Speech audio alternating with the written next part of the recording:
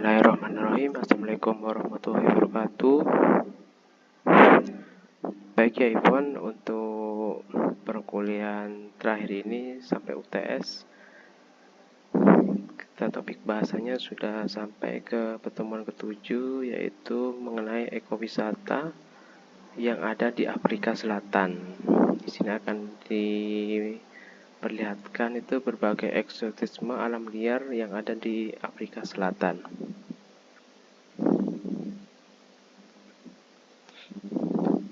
Untuk agendanya di PowerPoint ini akan diperlihatkan itu mengenai keindahan alam di Afrika, ekowisata di Afrika Selatan apa saja, pengembangan tapaknya ataupun ekowisatanya, dan kesimpulannya. Jadi di sini semacam ini ya, PPT menjelaskan tentang keadaan ekowisata yang ada di Afrika Selatan.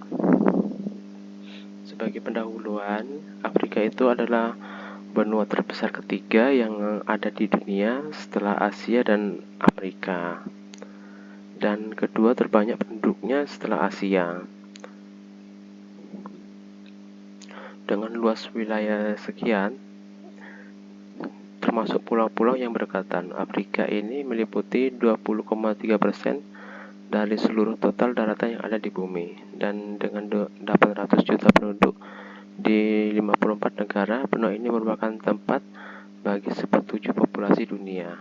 Afrika ini adalah terbesar ketiga benua di selatan bumi dan yang terbesar kedua setelah Asia dari semua benua. Luasnya sekitar ini 30.244.050 km persegi, termasuk kepulauan di sekitarnya, meliputi 20,3% dari total daratan bumi dan didiami lebih dari 800 juta manusia, atau sekitar 1/7 populasi manusia yang ada di bumi.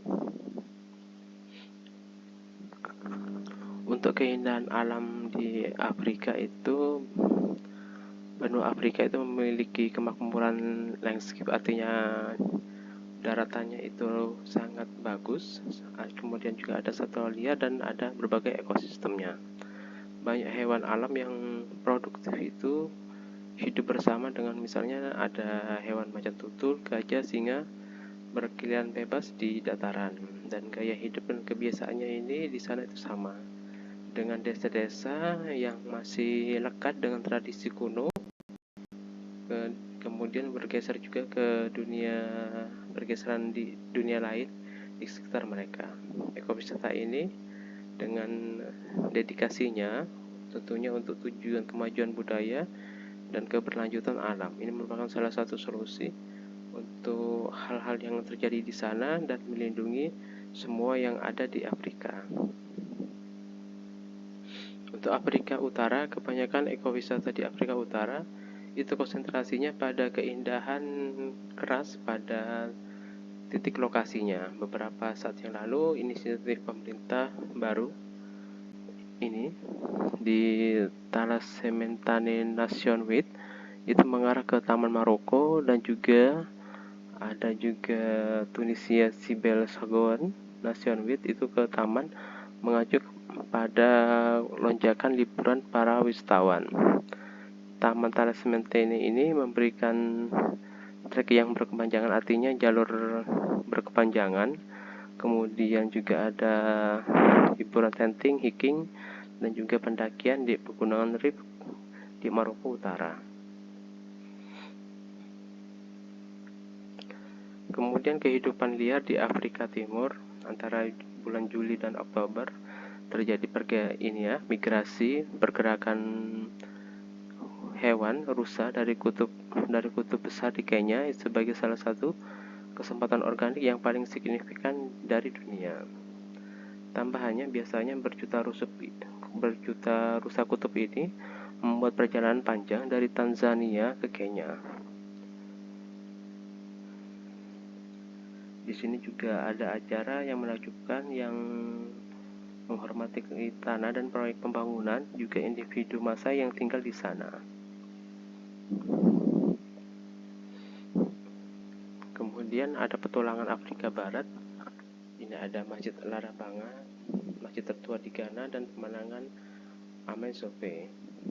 Untuk petualang di Afrika Barat, Ghana salah satu negara yang paling menyenangkan dan ramah di Afrika, bersinar seperti terang dalam hal ekowisata.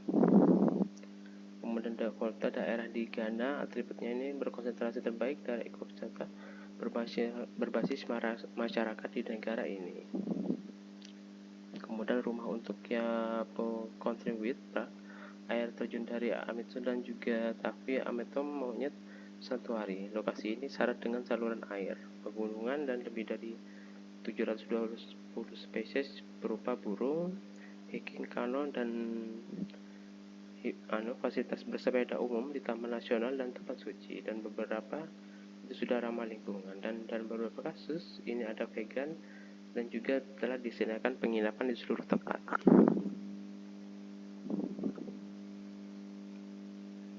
Kemudian di Afrika Selatan, negara pertama di seluruh dunia untuk menghasilkan perjalanan ini, diandalkan adanya rencana pemerintah. Afrika Selatan memiliki beberapa alternatif ekowisata yang luar biasa, berupa Cape Polar Raya, khusus memiliki fokus tinggi pada vegetasi non-tropis sementara di lingkungannya. Perjalanan wisata ini berupa memanjat, pendakian, dan menjelajahi alam tertentu di UNESCO Heritage Site. Kemudian di Afrika Selatan, ini adalah wilayah yang terletak di benua Afrika paling selatan menurut PBB. 5 negara yang termasuk Afrika Selatan ini ada Botswana, Lesotho, Nambia, Afrika Selatan, dan Swaziland. Untuk deskripsi proyeknya, Taman Nasional Kruger atau Kruger National Reserve adalah salah satu cagar beruang terbesar di Afrika yang memiliki luas 9.485 km persegi di Provinsi Limpopo dan Mpumalanga ini di timur laut Afrika Selatan, dan meluas 360 km dari arah utara ke selatan dan 65 km dari timur ke barat. Untuk pemiliknya, mayoritas besar administrasi berada di suku Kuza.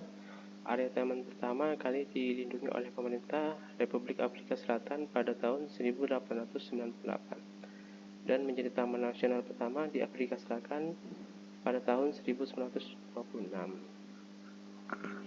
Untuk kondisi fisik kawasan, iklim Taman Nasional Kruger itu adalah iklim yang subtropis dan sebagian besar hujan turun di musim panas, dengan curah hujan lebih tinggi di selatan taman dibandingkan yang ada di utara. Waktu terbaik tahunnya untuk menonton hiburan adalah di musim dingin, dimulai bulan Juni, Juli, dan Agustus, kan ketika hari-hari cerah dan hangat dan malam semakin dingin. Pada saat ini banyak pohon dan semak telah kehilangan daunnya dan sumber air mengering, sehingga lebih mudah untuk melihat permainan di sekitar lubang air yang tersisa. Musim panas ini akan membawa pertumbuhan subur dan kemungkinan penampakan hewan yang baru lahir. Untuk topografinya, Taman Nasional Kruger ini menempati area yang hampir rata, sebagian besar ditutupi oleh hamparan padang rumput dan semak belukar, dengan hutan yang memanjang di sepanjang tepi sungai. Sebagian besar bagian selatan taman adalah savana yang berbukit. Jalur kehidupan Taman Nasional Kruger adalah 5 sungai abadi yang mengalir melalui dari barat ke timur, dari Sungai Buaya, Sabia, Oliphant, Lufufu, dan Letaba. Ekosistem Taman Nasional Kruger ini bergantung pada sungai ini. Lubang air buatan ini akan menciptakan sumber air badi untuk permainan. Nah, ini adalah wilayah Kruger dan lapisan konservasi khusus di daerah tersebut.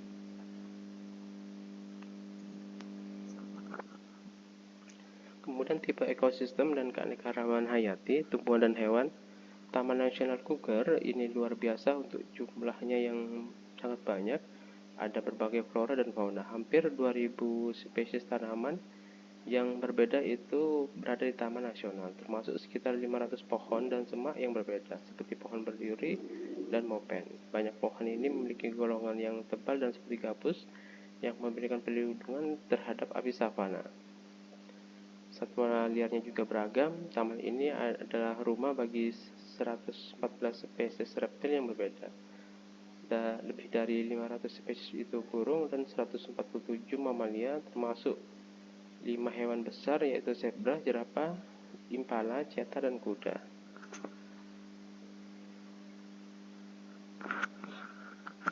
Untuk sosial dan budaya, pada umumnya masyarakat ini kulitnya hitam, kepercayaan mereka masih animisme ya, percaya kepada dewa-dewa masa lalu, kemudian semangat nenek moyang dan kuasa-kuasa yang gaib. Mereka juga membenarkan adanya poligami serta mas kawin lobolo yang akan dibayar. Bagi masyarakat Afrika, kerbau ini punya peran lebih. Di Afrika Selatan, terdapat sebuah tarian yang dilakukan menggunakan sepatu bot Wellington. Bahkan terdapat tarian yang disebut dengan tarian gombot. Selain itu ada juga tarian tradisional yang disebut dengan tarian foxpel, dan berikut budaya yang ada di Afrika Selatan bisa dilihat pada gambar. Ada tariannya, ada yang bawa guci itu. Kemudian untuk pendekatan konservasi, hampir semua wilayah di Taman Nasional Kruger merupakan kawasan konservasi yang dilindungi, sehingga pengunjung hanya dapat melihat hewan liar itu pada jarak tertentu dan didampingi oleh pemandu tur. Untuk transferabilitas, untuk kemudahan pencapaian transportasi, kalau dari Singapura perjalanan ke Joburg, Afrika Selatan itu hanya butuh waktu sekitar 8 jam menggunakan pesawat South Africa Airways.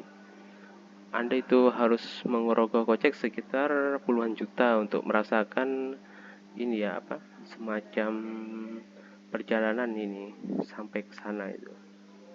Misalnya dengan lewat udara, ada penerbangan harian ke Taman Nasional Kruger, ke bandara ini. Kemudian penerbangan harian juga beroperasi dari ke Kusubusa Kimia, juga menerima penerbangan harian dari Durban dan Cape Town. Bus hotel beroperasi antara bandara dan taman. Kemudian juga wisatawan juga dapat terbang dari Cape Town ke Hoedspruit. Kemudian dengan kendaraan mobil, Taman Nasional ini berjarak 3,5 sampai 4,5 jam. Berkendara dari Johannesburg, sebagian besar pengunjung ini akan masuk melalui gerbang Numbi, gerbang Paname, atau gerbang Paul Kruger. Rute tercepat ini akan menuju gerbang ini adalah DN4 ke Nelspruit. Kemudian untuk paket safari yang ditawarkan atau Cape Town itu bisa 23,9 juta, dan untuk paket kombinasi bisa sampai 33,9 juta.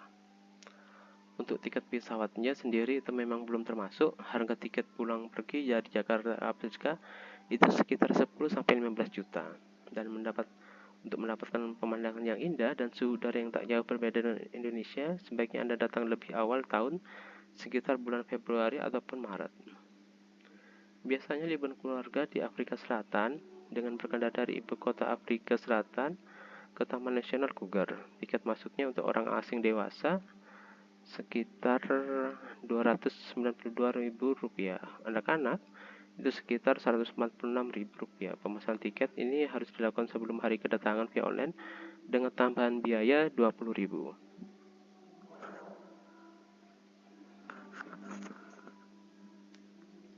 Untuk Taman Nasional Kruger ini di Afrika Selatan adalah taman nasional terbesar dan tertua di Afrika Selatan, dan secara internasional terkenal sebagai salah satu cadangan wahana paling penting di dunia. Mencakup hampir 2 juta hektar, taman ini terletak di timur laut negara di Provinsi Limpopo dan Mpumalanga di Afrika Selatan, dan Kruger adalah salah satu taman nasional termuda di Afrika. Bagi para pengunjung, untuk mengeksplorasi tur yang dipandu sendiri berkat infrastruktur wisata yang sangat baik dan akomodasi yang berlimpah dan beragam, selain lukisan batu Usman dan situs arkeologi yang penting, taman ini melindungi keanekaragaman satwa liar yang luar biasa, dan pengunjung bisa beruntung bisa melihat 5 hewan besar, yaitu singa, macan tutul, kerbau, gajah, dan badak. Sebagian besar pengunjung yang turun ke Taman Nasional Kruger ini pakai kendaraan mereka sendiri. Taman ini memiliki jaringan sekitar 2.300 km jalan yang sudah bagus. tidak semuanya di aspal, tetapi treknya itu tidak rata dan biasanya dinego oleh pemobil penggerak roda 2. Peta landscape-nya saat memasuki taman, batas kecepatan itu 50 km per jam di jalan beraspal dan 40 km per jam di jalan lainnya. Perjalanan ini yang sangat bermanfaat, ada perjalanan melewati seluruh taman, mengamati kontras yang mencolok di pemandangan. Setidaknya 2 atau 3 hari disarankan untuk menjelajahi taman. Kemudian pengunjung bisa mengikuti tur jalan kaki yang dipandu beberapa hari, dipimpin oleh penjaga dan pelacak permainan berpengalaman, mulai dari berjalan kaki sehari lebih pendek hingga ekspedisi semalam dengan akomodasi di pondok sederhana. Kam-kam yang berbeda akan mengatur tur di pemandu di mobil.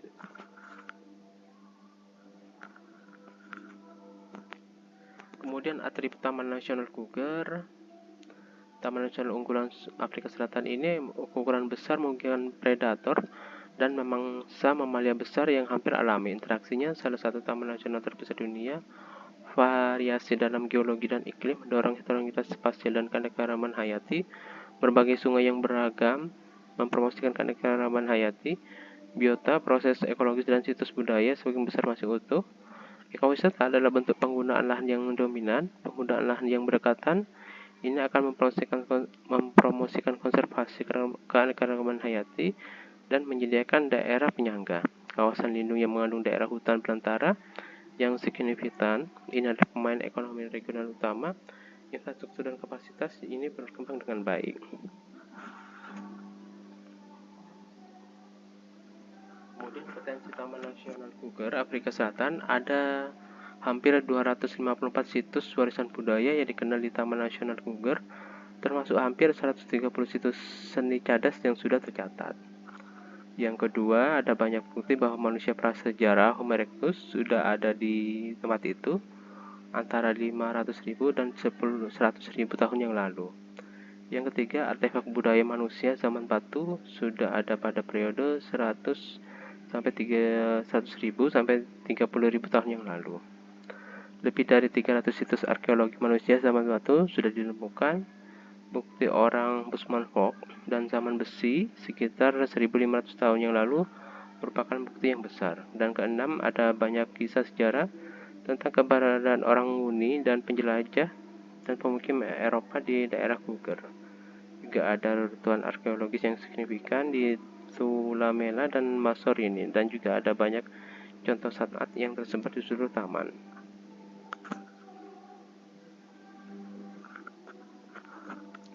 Kemudian potensi Taman Nasional Kruger adalah keindahan alam yang liar, berjalan dan menjelajahi ini perjalanan yang terpadu, melihat kehidupan satwa liar dan melihat migrasi hewan.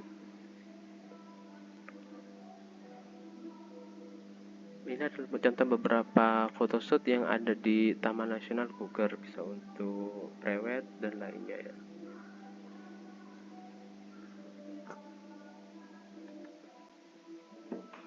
Kemudian sarana dan fasilitas wisata yang tersedia Taman Nasional Kruger itu terkenal karena beragam pilihan penginapan yang berlimpah untuk semua anggarannya. Akomodasi tersedia di perkemahan, kamp-kamp ini dikelola pemerintah, dan kamp penginapan dikelola secara pribadi. Sebagian besar pengunjung akan menghabiskan 2 sampai lebih hari di Taman Nasional tinggal di kamp yang dikelola pemerintah. Para tamu bisa memilih dari tenda safari dan mengolah jerami hingga wisma yang nyaman dan lengkap. Sebagian besar dari mereka itu ber-AC dan termasuk fasilitas memasak. Semua tempat peristirahatan itu lebih besar, memiliki restoran dan toko, stasiun pengisian bahan bakar, pusat informasi, dan fasilitas pertolongan pertama. Untuk aktivitas yang lebih mewah, para tamu dapat menginap di salah satu pondok permainan pribadi yang menyewakan tanah dari taman, seperti Mewah Buhala Game Lutke di tepi sungai buaya dan lainnya. Cadangan yang paling terkenal adalah Sabit Sen dan Timbawati Game Reserve.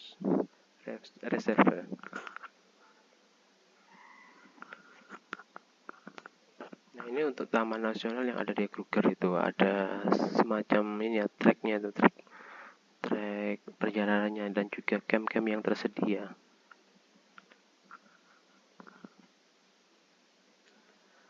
Kemudian untuk kisaran harga hotel di Taman Nasional Guger ini bisa dilihat.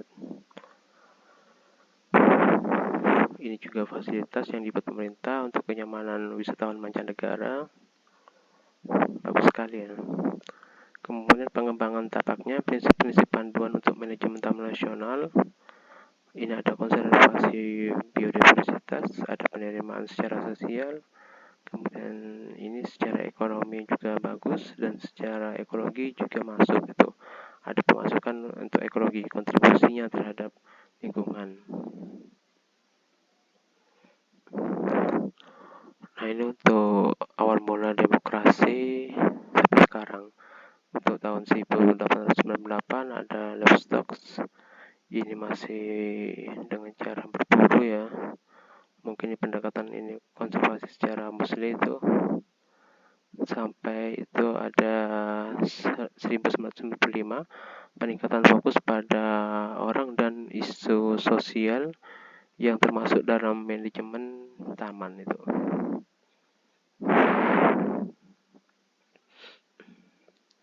Kemudian untuk monitoringnya dengan cara sensus, survei vegetasi, penelitian itu herbivoranya. Kemudian juga ada level groundwater pada level ini airnya dan cuaca. Kemudian ini pengaturan jika terjadi kebakaran, sudah ada protokol keamanan Taman Nasional Guger. Kemudian untuk pengaturan sungai, ini mengawasi keadaan sungai, keterlibatan penangkapan terhadap agrikultur manajemennya.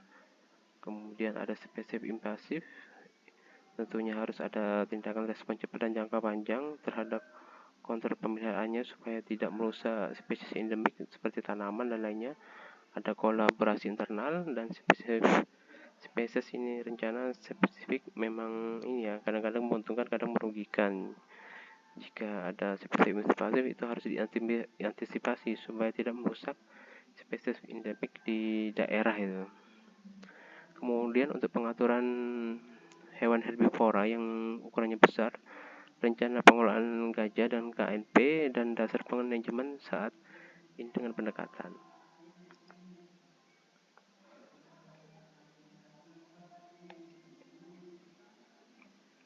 Kemudian untuk ini konsentrasi terhadap spesies yang langka, misalnya anjing liar, antelop langka ini dipantau populasinya, proyek paperback dan program spasi lili. Untuk rehabilitasi struktur berlebihan itu akan direhab lagi, penilaian erosi dilakukan, dan tim BSP akan dikerahkan untuk merehab lokasi. Kemudian penggunaan sumber daya yang bisa diperbarui, protokol pemanenan cacing HNP 4 tahun panen jerami, program konservasi warburgia, dan manajemen penggunaan air. Kemudian dampak dari ini yang menyebabkan hewan liar itu keluar, ada keterlibatan pemangku kepentingan, protokol untuk kompensasi ini yang dihasilkan dari konflik manusia dengan satwa liar, kemudian kompensasi akan dibayarkan, dan mengatasi masalah masyarakat.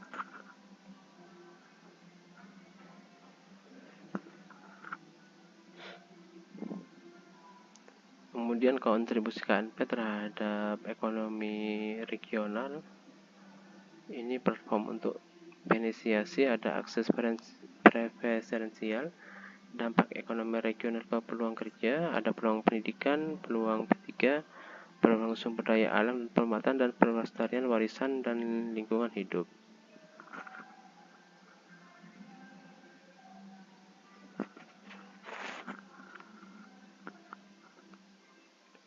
Kemudian operasi lanjutannya ada peningkatan layanan pelanggan, ada standar minimum pariwisata yang bertanggung jawab, kemudian ada pertumbuhan pendapatan yang kuat dan manajemen pengunjung.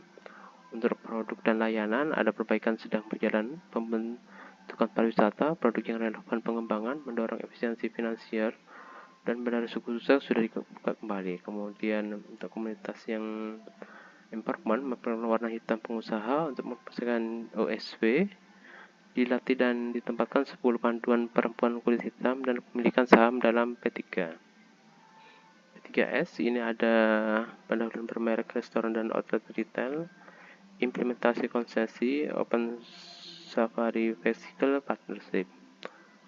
Untuk total pengunjung ini antara tahun 2018 sampai 2017.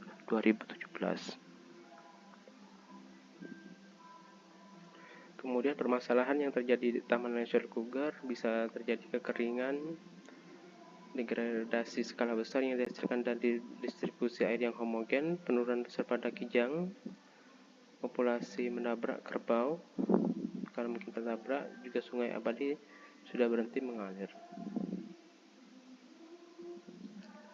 Kemudian tanggapan manajemen Taman Nasional Cougar terhadap kekeringan, ada komunikasi proaktif internal dan eksternal, pengelola taman, kelanjutan dialog dengan CMA dan asosiasi pengguna air, tidak ada kebakaran manajemen kecuali untuk infrastruktur ataupun tujuan keselamatan. Adanya juga ini peran air yang bertanggung jawab dan sesuai ketentuan penggunaan air, tindakan hemat air dan penghematan air, pemilihan HIPA dan kerbau terbatas, rencana darurat pariwisata, dan memantau, belajar, beradaptasi, atau bertindak jika ada hal yang perlu.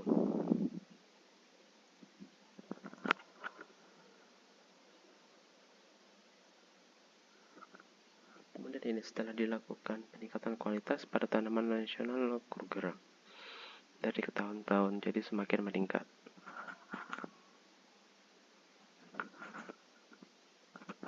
Untuk target pemerintah ada operasi catering mandiri milik sendiri dan dikelola SA terbesar. Rata-rata itu 8.400 orang per malam. Tingkat hunian sangat tinggi. Ada akomodasi dengan berbagai pilihan harga. Pasar domestik sangat kuat dan mengharapkan 1,8 juta hingga di 2017. Nah, ini profitability, keuntungan dari Taman Nasional.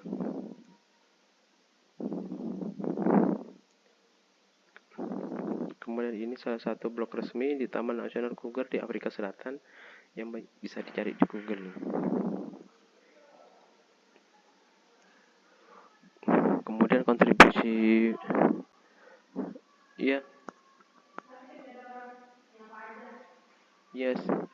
Kemudian kontribusi masyarakat sekitar Taman Nasional Cougar. Masyarakat yang tinggal di sekitar Taman Nasional Cougar ini dilibatkan oleh pemerintah untuk ikut mengembangkan pariwisata Afrika Selatan, khususnya di Taman Nasional Cougar. Caranya yang pertama, masyarakat diedukasi oleh pemerintah, bekerja menjadi pemandu di Taman Nasional Cougar. Kedua, warga desa pedalaman dilibatkan dalam memperkenalkan budaya sekitar dan di Afrika Selatan mengadakan pertunjukan untuk menerima kedatangan wisatawan. Yang ketiga, masyarakat juga menjadi pengelola fasilitas penginapan serta memperkenalkan makanan khas Afrika Selatan sebagai sajian untuk wisatawan. Nah, ini contoh-contoh produk yang dihasilkan di Afrika Selatan. Masyarakat secara tidak langsung ikut mengembangkan dan mendapat dampak positif dari kawasan Taman Nasional Cougar Afrika Selatan dengan cara masyarakat menjadi penjual terhadap souvenir khas Taman Nasional Cougar. Kemudian untuk kisaran paket ke Taman Nasional Cougar ini biasanya dijual seharga 30 juta per orang. Dan pada pameran ini merosot cukup tajam ke 28 juta per orang.